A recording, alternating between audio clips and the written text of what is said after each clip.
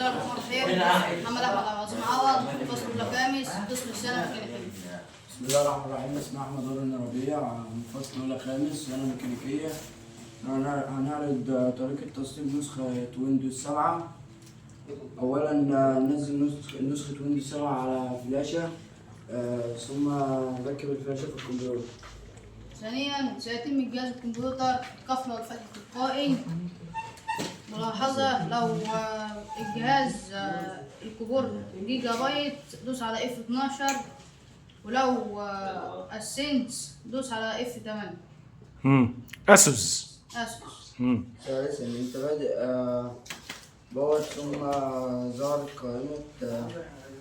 فيها زوج قائمه هارد ديسك تتكون فيه اختبارات. الفلاشة كينجستون. بص يا محمد، بص يا احمد، انت بيظهر لك خيار انك تختار تسطب من الهارد، ويديك اسم الهارد والمساحه بتاعته، او الفلاشه او السي دي، ماشي، واسمها، او السيدي روم اللي انت حاطط فيه اللي هي السي دي او الدي في دي. فانت بتختار ايه؟ بتختار الاختيار، بتقلع من اللي انت الفلاشه. ماشي، كمل. تختار اختيار الفلاشة كينجستون التي دخلتها في الجهاز،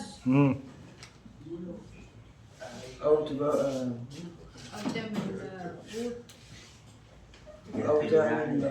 بوت. بوت، أو أنت قلت الاختيارات دي، يا تختار من الفلاشة الهارد 500، ماشي، يا إما الإيه تمام، العجز، ثم تدخل الفلاش. تمام. اختار الفلاش، سيتم إيه، ثم تدوس على ويندوز، ثم جهاز الكمبيوتر تلقائيا يبوت، ثم انتظر، ثم يحمل الكمبيوتر إلى قائمة يوجد بها كلمة ويندوز 7. تمام. بعد كده ثم يوجد تحت كلمة ويندوز 7 تختار اللغة، تكون اللغة الخاصة بك.